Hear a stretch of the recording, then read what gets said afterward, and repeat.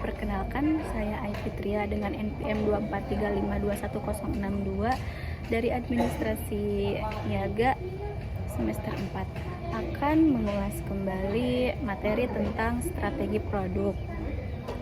Apa itu strategi produk dan mengapa strategi produk itu penting? Strategi produk merupakan pedoman utama yang membantu perusahaan dalam merancang, mengembangkan, dan mengelola produk agar selaras dengan tujuan bisnis. Dengan adanya strategi produk, setiap keputusan yang diambil menjadi lebih terarah, efisien, dan berbasis pada kebutuhan pasar. Lalu, strategi produk menurut beberapa para ahli. Di antaranya ada menurut Philip Kotler. Kotler menjelaskan bahwa strategi produk berkaitan dengan bagaimana perusahaan mengelola produk agar sesuai dengan kebutuhan pasar. Ada juga menurut Michael Porter, yaitu menekankan strategi produk dalam konteks keunggulan bersaing. Selanjutnya, masuk ke dalam intisari, yaitu di dalamnya ada upaya merancang produk yang sesuai dengan kebutuhan pasar, menciptakan keunggulan bersaing yang kompetitif, memberikan nilai tambah atau value bagi seorang konsumen, mengelola produk sepanjang siklus hidupnya, dan memperkuat merek dalam persepsi konsumen. Lalu selanjutnya ada elemen-elemen kunci strategi produk. Di antaranya ada pasar sasaran, metode penetapan harga, dan proporsi nilai, produk berorientasi tujuan, dan lini masa produk. Apa itu pasar sasaran?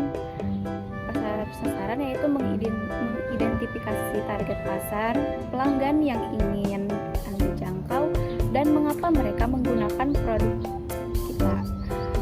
Buat daftar kepada siapa kita berencana untuk menjual dan menjelaskan atribut apa yang membuat mereka menjadi pelanggan kita yang ideal.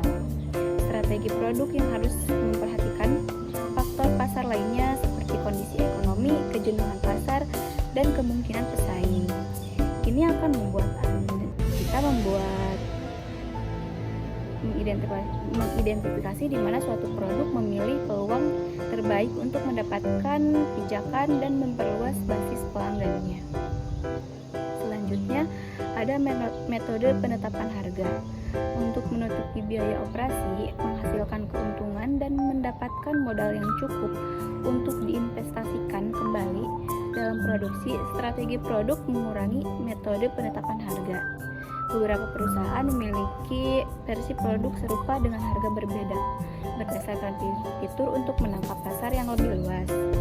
Yang lain berspesialisasi dan bertujuan untuk mendapatkan harga yang terendah untuk titik kualitas mereka atau harga premium sebagai ganti nilai merek, layanan pelangganan, dan peningkatan fungsi. Lalu selanjutnya ada proporsi nilai. Proporsi nilai suatu produk menjelaskan mengapa pelanggan akan memilih produk tersebut dibandingkan dengan pilihan lain di pasar. Bagian ini mengidentifikasi masalah apa yang dipecahkan produk kita dan menyoroti keunikan produk kita dari solusi lain.